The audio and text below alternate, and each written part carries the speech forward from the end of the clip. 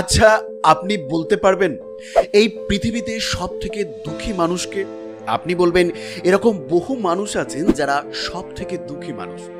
না বন্ধুরা, আমি মনে করি এই পৃথিবীতে একজনই সব থেকে দুঃখী মানুষ, আর তিনি হলেন কবিগুরু রবীন্দ্রনাথ ঠাকুর।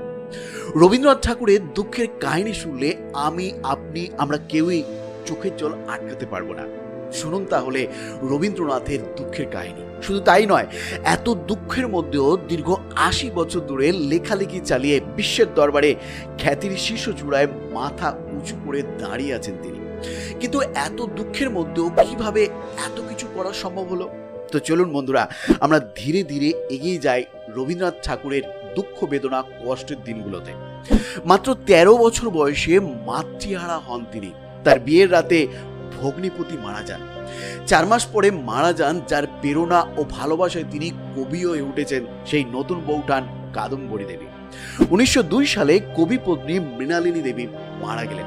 রবীন্দ্রনাথ তখন ৪১। ২ মেয়ের বিয়ের সময় শর্ত অনুযায়ী জামাইদের বিলেতে ব্যারিস্টারি ও ডাক্তারি পড়াতে বিলেতে পাঠালেন। কিন্তু কিছুদিনের মধ্যেই রেণুকা অসুস্থ হয়ে পড়লেন, বাঁচানো গেল না তাকে। ১৯০৫-এ চলে গেলেন পিতা মহর্ষি দেবেন্দ্রনাথ ঠাকুর। ১৯০৭ কনিষ্ঠ পুত্রের কলেরায় মৃত্যু হলো, বয়স তখন মাত্র ১২ বছর। ১৯১৩-তে রবীন্দ্রনাথ ঠাকুর নোবেল পুরস্কার পেলেন। ১৯১৮-য় বড় মেয়ে বেলা অসুস্থ। বেলাকে প্রতিদিন গাড়িতে করে দেখতে যেতেন কবি। বাবার হাত ধরে মেয়ে বসে থাকতো বিছানায়, আর তখন রবীন্দ্রনাথের জামাই টেবিলের উপর পা তুলে সিগারেট খেতে খেতে রবীন্দ্রনাথকে ব্যঙ্গ বিদ্রুপ করতেন। একদিন বেলাকে দেখতে গিয়ে মাঝপথে শুনলেন সে মারা গেছে। মেয়েকে শেষ দেখা না দেখে ফিরে এলেন বাড়ি। পুত্র রথীন্দ্রনাথ লিখেছেন, বাড়িতে এসে তিনি কাউকে বুঝতে দিলেন না কি শোকে, কি অপমানে, কি অসহ্য বেদনার মধ্য দিয়ে তিনি সন্তানকে হারিয়েছেন। কবি ছোট মেয়ে মীরার বিয়ে দিয়েছিলেন নগেন্দ্রনাথের সঙ্গে, যাকে বিলাতে কৃষি বিজ্ঞানী করার জন্য প্রতি মাসে সেই সময় ৫০০ টাকা করে পাঠাতেন, আর নগেন্দ্র চিঠি লিখে আরো টাকা পাঠানোর তাগাদা দিতেন। প্রত্যুত্তরে কবি লিখতেন, আমার জমিদারি থেকে প্রতি মাসে ৫০০ টাকা পাই, তার পুরোটাই তোমাকেই পাঠাই। সেই নগেন্দ্রনাথ বিলাত থেকে ফিরে ২ সন্তান সহ মীরাকে পরিত্যাগ করে অন্যত্র চলে যান। কবির ৩ জামাই, যাদের প্রত্যেককে বিদেশে পড়িয়ে তিনি প্রতিষ্ঠিত করেছেন, তারা প্রত্যেকেই কোনো না কোনো ভাবে কবিকে দুঃখ দিয়েছেন। সারা জীবনে কবি দুঃখ পেয়েছেন বারে বারে, অপমানিত, উপেক্ষিত হয়েছেন অসংখ্যবার। আর্জেন্টিনার কবি প্রেমী লেখিকা ভিক্টোরিয়া ওকাম্পার সাথে তার সম্পর্ক নিয়ে কুৎসা করে সংবাদপত্র প্রকাশিত হয়েছে। কবি তখন ৬৪, নোবেল পুরস্কার প্রাপ্ত বিশ্ব বরেণ্য সাহিত্যিক।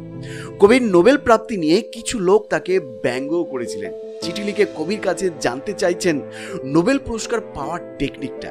সেক্ষেত্রে ভাবি পুরস্কার প্রাপক কবিকে অর্ধেক টাকা দিতেও রাজি হয়েছিলেন। শান্তিনিকেতনে সাক্ষাৎ করতে এসে কেউ কেউ কবিকে বলছেন, রবিবাবু, আপনি কি এখনো কবিতা টবিতা লেখেন নাকি? মানে অতগুলো টাকা পাওয়ার পর আবার কেউ লেখে নাকি? অথচ অনেকেই জানে না, নোবেল পুরস্কার প্রাপ্তির খবরটা প্রশান্ত চন্দ্র মহলানবিশ যখন কবিকে দেন, তখন কবির প্রথম প্রতিক্রিয়া ছিল, যাক, এই টাকায় এবার বিশ্বভারতীর সেচখাল কাটার সংস্থানটা হবে।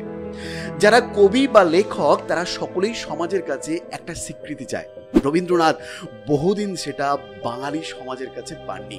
তাই নোবেল পুরস্কার পাওয়ার পর তাকে যখন সম্বর্ধনা দেওয়া হলো, তখন তিনি বললেন, আমি এই সম্মানের পাত্রকে ওষ্ঠ পর্যন্ত তুলব, কিন্তু গলা পর্যন্ত যেতে দেব না। কত বড় অভিমান ও দুঃখ থাকলে এ কথা বলা যায় বলুন তো?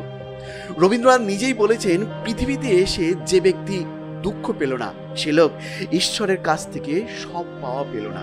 বারে বারে মৃত্যু, দুঃখ, অপমান রবীন্দ্রনাথকে শানিত করেছে সৃষ্টিপথে, নির্মোহ করেছে জগৎ সংসারে, নস্টালজিক করেছে ক্ষণে ক্ষণে।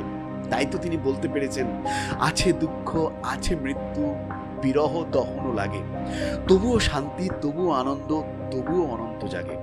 তাই আমরাও যেন সদা তার সুরে সুর মিলিয়ে বলতে পারি, মনের আজ কহ যে ভালো মন্দ যাই আসুক, সত্যের লও সহজে।